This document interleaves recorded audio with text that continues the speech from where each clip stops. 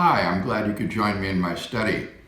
This week, I've been reading a book that was given to me by one of my students in my class on the Atonement at Houston Baptist University, called Jesus and the Last Supper by Brant Peter.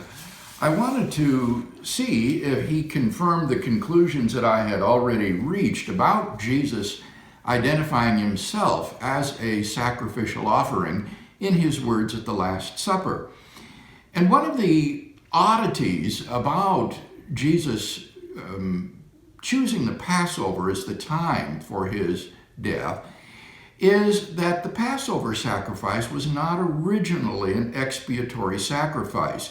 It was a propitiatory sacrifice which prevented God's wrath from falling upon the people of Israel in Egypt.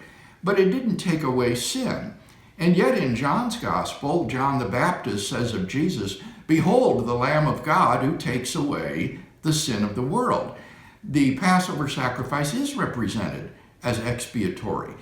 And I wondered, could it be that in the centuries between the original Exodus and the time of Jesus, that in the mind of the people, the Passover sacrifice had come to have an expiatory function as well. And reading Peter's views in this book suggests that is exactly what happened.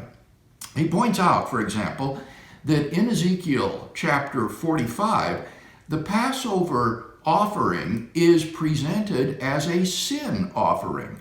Moreover, Josephus in Antiquities 2.312 says that the blood of the Passover lambs in Egypt purified the homes of the Israelites. So that indeed the Passover sacrifice did come to have a kind of expiatory function. Here's what Peter says in conclusion. Strikingly then, in Ezekiel's vision of the eschatological temple, it is the eschatological Davidic king, later known as the Messiah, who offers an atoning sacrifice for the sins of the people during the eschatological Passover. And this is exactly the role that Jesus claims for himself in his words at the Last Supper.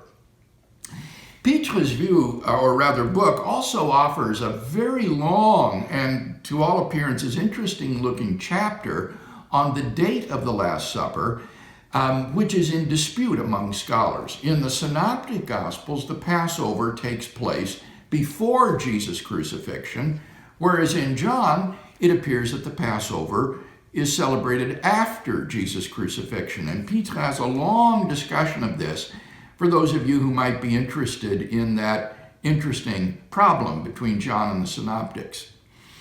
On a lighter note, as I was looking at my notes on God and abstract objects in the closet of my office, I discovered that our cat, Little Girl, also likes these notes.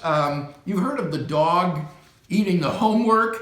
Well, here are my notes on Peter Van Inwagen's Being, Existence, and Ontological Commitment. As you can see, it looks absolutely shredded by someone eating the edges.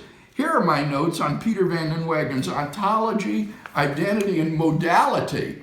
Apparently, Little Girl likes to digest Peter Van Inwagen just as much as I do. So I thought you just might see the interesting situations that we live with our two cats.